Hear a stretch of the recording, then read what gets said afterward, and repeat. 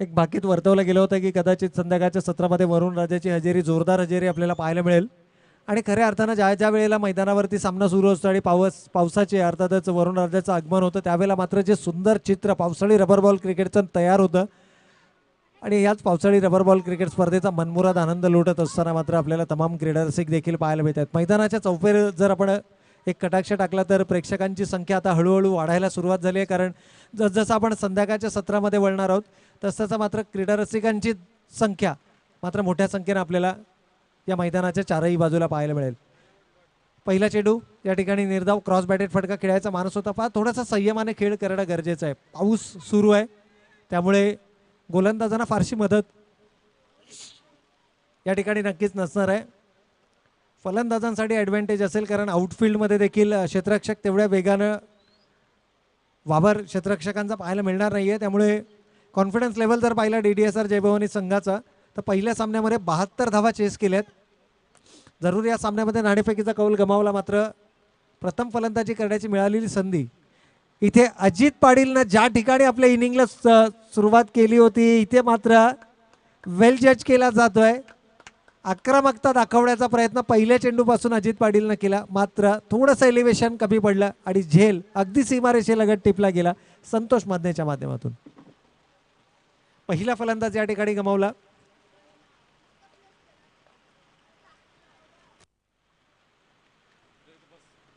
Power प्लेचं कोणत्याही प्रकारचं बंधन नाहीये त्यामुळे 5 क्षेत्ररक्षक आपल्याला पॅट्रोलिंग करताना पाहायला मिळतात बाउंड्री लाईनवरती. आणि आले आले अशा प्रकारचे फटके आणि तेही वरुण राजा बरसत असताना अशा प्रकारचे फटके खेळणं म्हणजे थोडंसं मी म्हणेन की कठीणतम आव्हान असतं.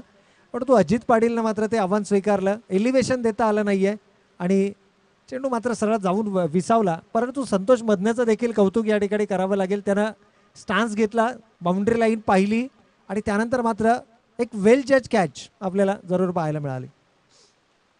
आता संपूर्णपणे जबाबदारी वाढते. नवीन फलंदाज यावेळेस मैदानाच्या आतमध्ये आपण पाहतोय. फलंदाज इन ॲट नंबर 3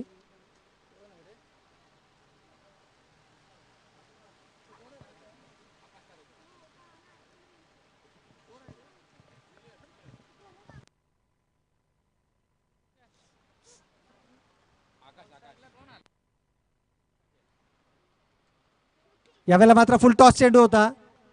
इलिव्हेशन कितपत या ठिकाणी मिळणार आहे पंचांचा इशारा येणं अपेक्षित आहे कारण प्रथम दर्शनी आपण पाहतोय तर चेंडू कदाचित वन बाउन्स आपल्याला चित्र पाहायला मिळतं. येस पंचांचा इशारा येतोय चौकाराचा.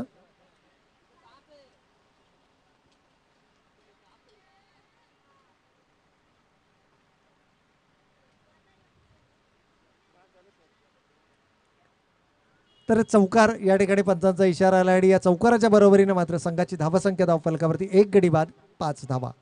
सागर अनुसेला संपूर्ण 3 षटका मैदानावरती उभा राहावं लागेल.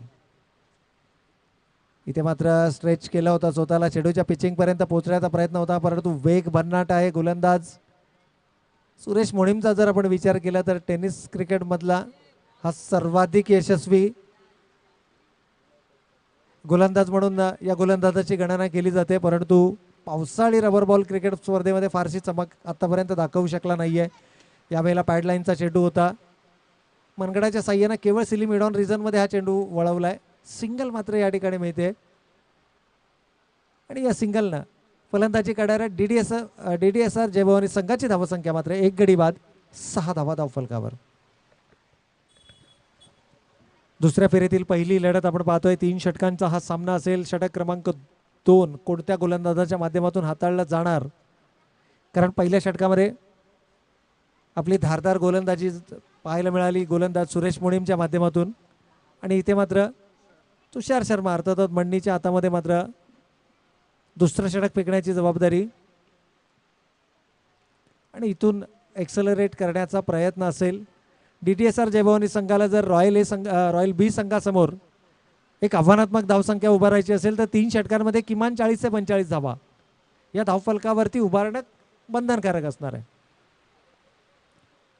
आणि जर 45 धावांपर्यंत मजल मारायचा असेल तर कोणत्या तरी एका गोलंदाजाला तुम्हाला टार्गेट करावं लागेल आणि ते आक्रमण ते एक्सलरेशन यावेळेला मात्र एक्सेलरेट करण्याचा प्रयत्न होता. पहिल्या चेंडूवरती 2 धावा जरूर आल्या. सागर अनुसई हा की फॅक्टर असणार आहे DDSR जयभवानी संघासाठी आणि याच विकेटसाठी कदाचित मन्नी या गोलंदाजाला मात्र या ठिकाणी पाचारण केलं गेलंय. पण भावेश ऐवजी मन्नीचा इथे वापर केला जातोय दुसऱ्या षटकामध्ये. परंतु इथे एक्सेलरेट करण्याचा प्रयत्न असेल. पंच आमच्या दिशेने वळत आहेत. परंतु इशारा कोणत्याही प्रकारचा नाही आहे कारण अगोदरच शफल केलं होतं फलंदाजानं. त्यामुळे यष्ट्यांच्या वरून जाणारा चेंडू आहे. इथे सागरला थोडासा गिअर शिफ्ट हा नक्कीच करावा लागेल. यावेळेला उजव्या यष्टी बाहेरचा चेंडू होता. वेल लेफ्ट करण्याचा प्रयत्न पाहिलं. चेंडूची लाईन ओळखली, दिशा ओळखली आणि त्यानंतर मात्र कोणत्याही प्रकारे छेडखाडी नाहीये. अवंतर चेंडूनं जरूर धावसंख्या धावफलकावरती पण धावा येणं गरजेचं आहे. DDSR जयभवानी संघाचा जर आपण विचार केला तर धावफलकावरती धावा येणं गरजेचं आहे DDSR जयभवानी संघासाठी. अजूनही सिंगल डिजिटमध्ये हा संघ वावरताना पाहायला मिळतोय. यावेळेला उजव्या यष्टी बाहेरचा चेंडू आहे. क्षेत्ररक्षक सौदी त्या ठिकाणी मात्र चेंडूवरती येत आहेत. पण खूप कमी वेळेला सौदीला आपण 38 सर्कलमध्ये क्षेत्ररक्षण करताना पाहतो. नेहमी हा क्षेत्ररक्षक डीपमध्ये आपल्याला पाहायला मिळतो. परंतु या सामन्यामध्ये जर पाहिलं तर थर्डमॅन रिझनमध्ये शॉर्ट थर्डमॅन रिझनमध्ये 38 सर्कलला क्षेत्ररक्षण करताना पाहायला मिळतोय.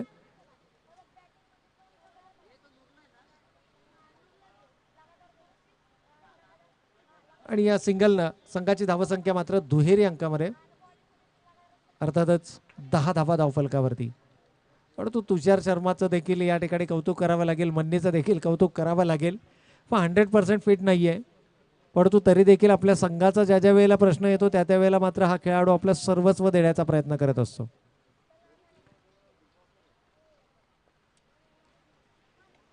यावेळेस चेंडू बॅटच्या पट्ट्यामध्ये घेतलाय. क्षेत्ररक्षक जरूर तैनात आहे मात्र चेंडू आबाक्याच्या बाहेर.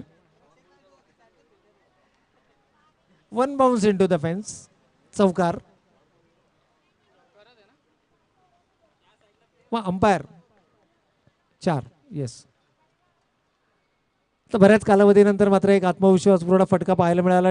DDSR जयभवानी संघाचा जर विचार केला तर थोडंसं शांत वातावरण, चिंतेचं वातावरण आपल्याला जरूर या संघाच्या चमूमध्ये पाहायला मिळतंय. ज्या संघाने 72 धावांचा यशस्वी पाठलाग केला तो संघ मात्र धावांकरता संघर्ष करताना या मैदानावरती आपल्याला पाहायला मिळतोय. कौतुक या ठिकाणी आघाडीच्या दोनही गोलंदाजांचा करावा लागेल. निर्णय घेतला होता रॉयल बी संघानं नाणेफेकीचा कौल जिंकल्यानंतर त्या निर्णयाला मात्र सार्थ गोलंदाजी आतापर्यंत पाहायला मिळाली. 2 षटकांचा वाजवी खेळ संपलाय. धावफलकावरती धावा आल्यात त्या 14 धावा.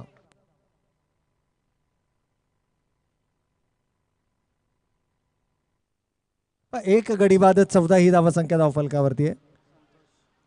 असं वाटलं होतं की कदाचित भावेशचा वापर केला जाईल का, परंतु भावेश ऐवजी संतोष आपल्याला गोलंदाजीच्या बोगल्यावरती पाहायला मिळतात.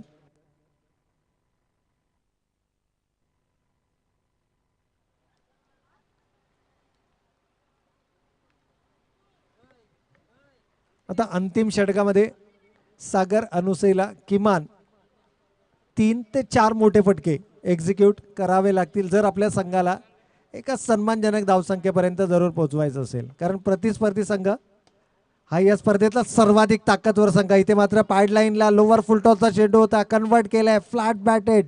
षटकार इथे मात्र पाहायला मिळतोय तर सागरच्या बॅटमधून.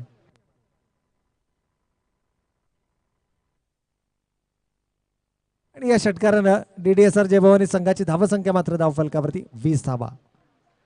20 रन्स ऑन द बोर्ड. आपण उल्लेख केला होता की अंतिम षटकामध्ये किमान 3 ते 4 मोठे फटके, त्यापैकी एक फटका जरूर आलाय. सागरनं या अगोदर पहिल्या सामन्यामध्ये ही किमया केली 4 चेंडू 4 षटकार लगावण्याची. ते मात्र पुन्हा एकदा बिगेट काढायचा प्रयत्न, मात्र चेंडू बॅटचा अपेक्षित संपर्क होऊ शकला नाहीये. एक धाव पूर्ण केले. दुसऱ्या धावेसाठीचा प्रयत्न डेंजर एंडकडे आहे सागर आणि दुसरी धाव देखील या ठिकाणी पूर्ण केली जाते. या 2 धाव्यांच्या बरोबरीनं मात्र फलंदाजी करणाऱ्या DDSR जयभवानी संघाची धावसंख्या धावफलकावर 22 धावा. 22. अजूनही 4 चेंडूंचा खेळ येणं बाकी आहे आणि प्रयत्न असेल किमान 2 मोठ्या फटक्यांचा. 3 आले तर ती जमायची बाजू असणार आहे. यावेळेला मात्र धीम्या गतीचा चेंडू होता, पिक करता आला नाहीये. स्टान्स थोडासा बदलला होता आणि कदाचित हे हेरलं होतं गोलंदाज संतोषनं, त्यामुळे थोडासा उजव्याच्या बाहेर चेंडूचा मारा केला आणि तिथून मात्र केवळ सुरक्षात्मक पद्धतीतून हा चेंडून खेळून काढला. सिंगल मात्र धावफलकावरती आली. सिंगलनं संघाची एकूण धावसंख्या 23 धावा धावफलकावरती. षटक क्रमांक 3 मैदानावरती सुरू आहे. ज्यावेळेला सागरच्या बॅटमधनं पहिल्या चेंडूवरती षटकार आला असं वाटलं होतं की कदाचित या षटकामध्ये 18 ते 20 किंवा 20 ते 25 धावांचं लक्ष असणार आहे, परंतु चांगलं कमबॅक पाहायला मिळालं गोलंदाजीच्या माध्यमातून संतोष मधनेचं. हा चेंडू देखील निर्धाव, फलंदाज बाद झालाय. सांघिक यश मात्र मिळते गोलंदाजाला.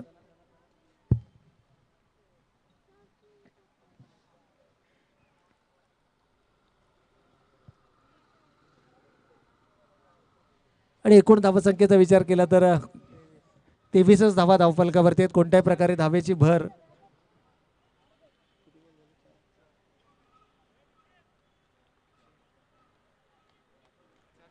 अजूनही 2 चेंडू शिल्लक आहेत आणि दोनही चेंडू सागर प्रयत्न असेल सीमारेषेच्या बाहेर फेकण्याचा.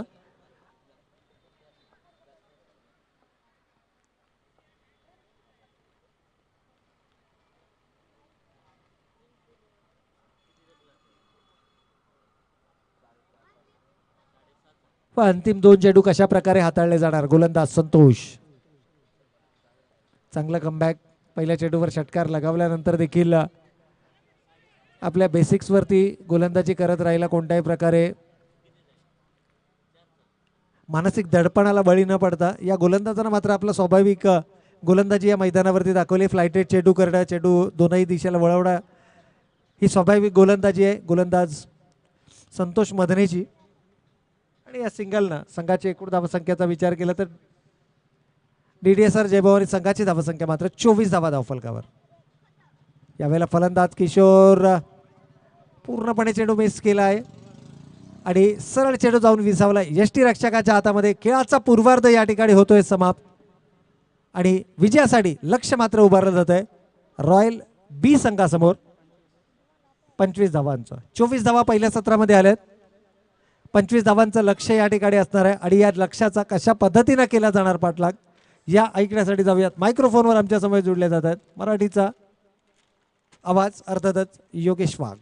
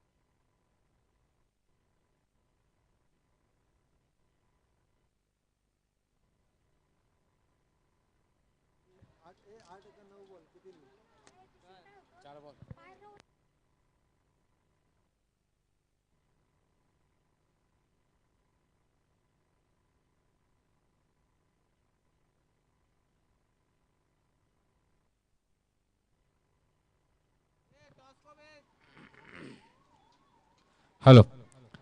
तर या दरम्यान या पुढील होणारा सामना जय मल्हार स्पोर्ट क्लब कळंबोली विरुद्ध रणजित कट्टे पाटील किंग्स 11 या दोन संघादरम्यान दुसऱ्या फिरतील दुसरी लढत आपण पाहणार आहोत.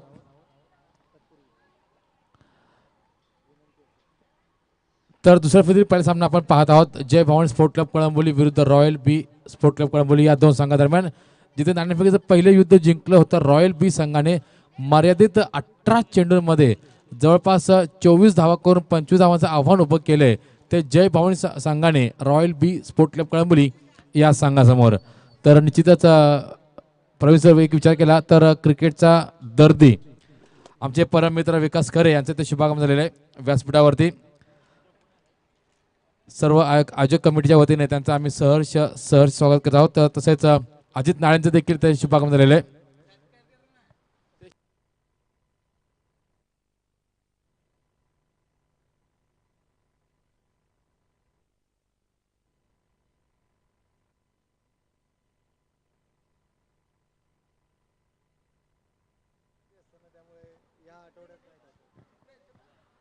तर सांघिक पहिलं वैयक्तिक पहिलं जय भवानी स्पोर्ट क्लब जय भवानी DDSR या संघाकडून सांघिक पहिलं वैयक्तिक पहिलं षटक घेऊन गोलंदाज शिवा.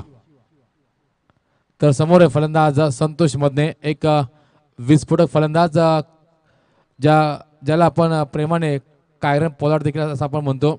तर नॉस्ट्राईक एंडवरती फलंदाज मन्नी.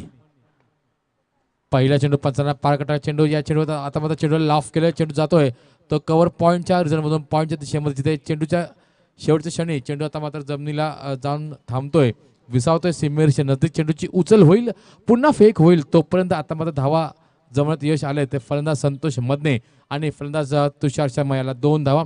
या 2 धावाच्या भरापर्यंत समीकरण मात्र 2 ने वाढतंय. धावसंख्येचा श्री गणेशा यावेळेस आता मात्र केला जातोय तो रॉयल बी स्पोर्ट क्लब कळंबोली संघाचा 2 या धावसंख्येवरती. या दरम्यान पुन्हा एकदा त्या दिशेमध्ये मारलेला हा चेंडू आहे. चेंडू आता मात्र निश्चितच पुन्हा एकदा जाणून बुजून लाफ केला गेलाय, चेंडूची उचल होईल पुन्हा फेक होईल दरम्यान एकच धाव आता मात्र मिळते. या एका धावच्या भराभरीनंतर धावसंख्येचा आलेख आता मात्र 1 ने वाढतोय. धावसंख्या जाऊन थांबते ती बिन बाद 3च्या घरामध्ये. प्रोसेस जमेची बाजू म्हणजे एक की आतापर्यंत एक चांगली सन्मानजनक सावध संत सुरुवात यावेळेस आता मात्र पाहायला मिळाली ती रॉयल बी स्पोर्ट क्लब कळंबोली संघाकडून. परंतु फलंदाज तुषार शर्मा याला कोणत्या प्रकारचा मारा करेल गोलंदाज शिवा निश्चितच विचार केला प्रवीण सर. तर तुम्ही जर फलंदाज तुषार शर्मा जर तुम्हाला जखून ठेवत असेल तर निश्चित बॉडी लाईन अटॅक तुम्हाला केला पाहिजे किंवा ब्रह्मास्त्र आपण ज्याला म्हणतो गोलंदाज ते ब्रह्मास्त्र मात्र वापरले गेलं पाहिजे. परंतु यावेळेस आता मात्र पुन्हा एकदा बघा गुडलेन स्पॉटवरून टेक ऑफ करतो चेंडूला, आपली फिंगर्स शेवटच्या क्षणी आता मात्र रोल होते. या दरम्यान रणजित कट्टे पाटील किंग्स 11 आणि जय मल्हार या 2 संघाच्या दरम्यान ही लढत असणार आहे.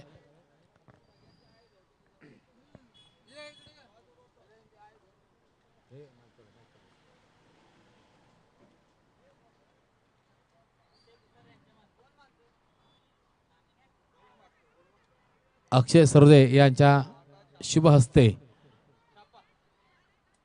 नाणेफेक जाते केली जाते आणि नाणेफेक जिंकली ती रणजित कट्टे पाटील किंग्स 11 या संघाने.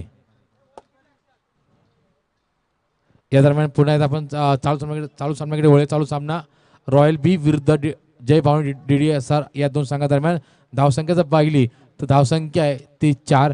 परंतु आपण जर म्हटलं की आपल्याला असं वाटलं होतं की फलंदाज संतोष आणि फलंदाज मन्नी हे आलेल्या षटकार आणि चौकारांची आतिषबाजी करतील किंवा मेजवानी देतील, खमंग मेजवानी देतील ती प्रेक्षकांना. परंतु एक चांगलं तिखट मारा करतोय, अचूक टप्प्यावरती नियंत्रित मारा करतोय तो गोलंदाज शिवा यांनी ओळखलं की जर आपण जर गुडलेन स्पॉटवरून जर आपण चेंडू जर टेक ऑफ केले तर मग मात्र आपल्याला मोठमोठे प्रहार आपल्याला येऊ शकतात.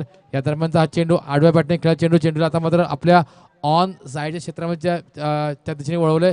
चेंडूची उचल होईल पुन्हा फेक होईल तोपर्यंत मात्र सुंदर क्षेत्ररक्षक आणि थेट फेकी यावेळेस आता मात्र यष्टिरक्षक अजित पाटील यांच्याकडे होते. दरम्यान 1 धाव आता मात्र मिळते. संतोष खेळतो आपल्या नाबाद वैयक्तिक 4 या धावसंख्येवरती, तर मन्नी खेळतोय आपल्या नाबाद 1 या धावसंख्येवरती. धावसंख्या एकूण धावसंख्या आहे ती बिन गडी बाद 5 ही धावसंख्या. चांगलं कमबॅक, चांगलं पुनरागमन केलंय गोलंदाजाच्या माध्यमातून गोलंदाज शिवा याने.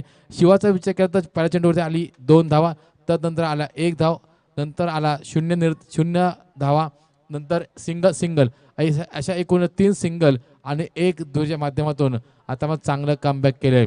निश्चितच एक चांगलं पुनरागमन म्हणावं लागेल. या दरम्यान या षटकातील अंतिम चेंडू जातोय तो मात्र निर्धाव आणि रोखून ठेवण्यात आतापर्यंत यश आलंय ते DDSR जय भावनी संघाच्या गोलंदाज षटक क्रमांक 1 हाताळणारा गोलंदाज शिवा याला. शिवाचा विचार केला तर चेंडू धावा खर्च केला त्या मात्र 5, परंतु या विपरीत विचार केला तर सुरेश मुनीम यांनी मात्र त्या धावा खर्च केल्या तर त्या मात्र 6, म्हणजे एका धावेचा फरक आहे तो निश्चितच. परंतु हा फरक कोणत्याही क्षणी हा फरक जो आहे तो क्लिअर केला जाईल, कारण फलंदाज संतोष मदने आणि फलंदाज तुषार शर्मा ही अशी एक जोडगोळी ही कोणत्याही क्षणी हा सामना आपल्या बाजूने, आपल्या संघाच्या बाजूने खिशात घालू शकतात आणि निश्चितच या सामन्याचे सूत्र आपल्याकडून वळवू शकतात. नुकत्याच झालेल्या नाणेफेकीमध्ये रणजित कट्टे पाटील या संघाने नाणेफेक जिंकलेली आहे. तर या सामन्यानंतर लगेचच त्वरितच आपला जो काही निर्णय असेल त्यावरती अंमलबजावणी करायची आहे.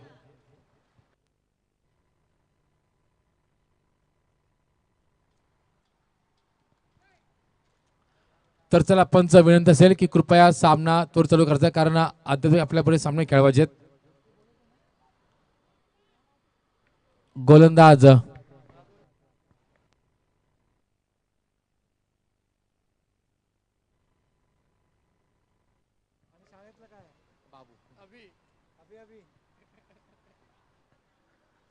तर गोलंदाज बाबू आता मात्र राईट मोडतो विकेट मारा करेल. मुंबई पुणे हायवे एंडकडून तडकेबंद फलंदाज संतोष मदने याला. आकोट टप्प्याचा चेंडू असे चेंडू टाकून डेड चेंडू करतात पंच. मात्र प्रोफेसर शुटकेचा निश्चित टाकला असेल DDSR जय भावनी संघाच्या संघनायकाने, कारण बाबू यांचा जसा चेंडू रिलीज झाला आखोट टप्प्यात चेंडू होता, त्या आखोट टप्प्यात चेंडूवरती आता मात्र 6 धावा वसूल केल्या, परंतु दैव बलवत्तर होतं गोलंदाज बाबू याचा आणि म्हणूनच काय तो चेंडू पंचांनी मात्र डेड घोषित केला गेलाय. दबाव तर नक्कीच असणार आहे गोलंदाज बाबूच्या वरती, कारण पाऊस सुरू आहे आणि या भर पावसामध्ये चेंडूवरती ग्रीप मिळवणं तितकंच शक्य नसतं आणि निश्चित बॉल स्किट होतात, चेंडू स्किट होतो आणि तो चेंडू जाऊन थांबतो, सरळ विसातो तो बॅटच्या मिडल ऑर्डरमध्ये, जेणेकरून एक सोपं होतं षटकाने चौकार मारणं.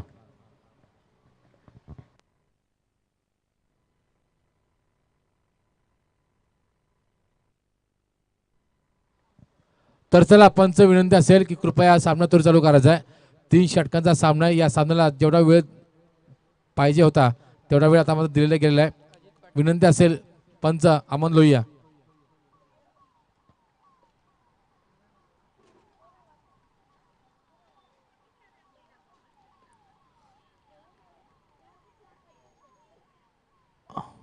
यानंतर जर बघितलं तर अजित पाटील यांच्याकडे आता चेंडू सुपवला केलेला आहे, परंतु अजित पाटीलचं वेलकम केलंय फलंदाज संतोष मदनेनं. मी मगाशी म्हटलं होतं की फलंदाज संतोष मदने आणि फलंदाज मन्नी यांच्याकडे ताकद आहे, ती कुवक आहे की कोणत्याही क्षणी सामन्याला आपल्या खिशात घालून तो सामना एकाती संपवण्याची. या 6 षटकारांचं समीकरण मात्र 6ने वाढतंय, धावसंख्या जाऊन थांबते ती आता मात्र दुहेरी अंकात म्हणजेच 11च्या घरामध्ये. षटक क्रमांक 1 संपलेला आहे. षटक क्रमांक दुसऱ्या पहिल्या चेंडूवरती आला त्या 6 धावा. यानंतर चेंडूने बॅटचे आउटरच घेत चेंडू जातोय तो थर्ड मॅनच्या दिशेने, जिथे क्षेत्ररक्षक स्वतः शिवा उभा आहे. चेंडूची उचल होईल, पुन्हा फेक होईल, तोपर्यंत मात्र फलंदाज आणि दोन्ही फलंदाज आता मात्र कोणती धाव घेत नाही. धावसंख्या आहे ती 11. 25 धावांचा आव्हानाचा पाठलाग करण्यासाठी उतरलेली ही जोडगोळी यावेळेस संतोष खेळतोय आपल्या नाबाद 10 या धावसंख्येवरती, तर मन्नी खेळतोय आपल्या नाबाद 1 या धावसंख्येवरती. जमेच्या बाजू प्रवीणचा जर विचार केला तर अद्याप देखील कोणताही मोठा हादरा देता आला नाहीये, परंतु यावेळेसचा चेंडू आता मात्र एक झेल आता मात्र पूर्ण करतोय आणि याच बरोबर पहिला मोठा हादरा मिळतोय तो संतोष मधण्याच्या स्वरूपामध्ये.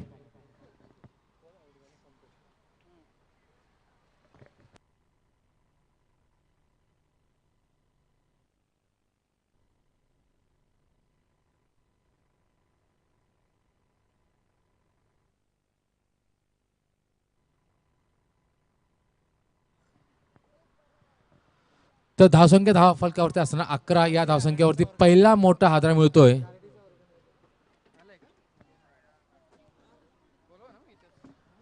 अकरा या धावसंख्येवरती यावेळेस आता माझा पहिला मोठा हादरा मिळतोय तो रॉयल बी स्पोर्ट क्लब कळंबूर संघाला. परंतु फलंदाज संतोष मधने बाद झाल्यानंतर क्रमांक 3 वरती इनॅट नंबर 3 वरती आता आपण पाहणार आहोत फलंदाज परेश कडके पिके. यावेळेस आता मात्र खेळपट्टीवरती येतोय. तर निश्चितच आता मात्र प्रेक्षकांना खमंग मेजवानी भेटणार आहे ती षटकार आणि चौकारांची. बघूया या येणाऱ्या कालावधीमध्ये गोलंदाज अजित पाटील कशा प्रकारे रोखून ठेवतात फलंदाज संतोष मधनेला बाद केल्यानंतर फलंदाज मन्नी आणि फलंदाज परेश कडके यांना. धावसंख्या धावफलकावरती 11 एक गडी बाद 11-25 धावांचं आव्हान आहे.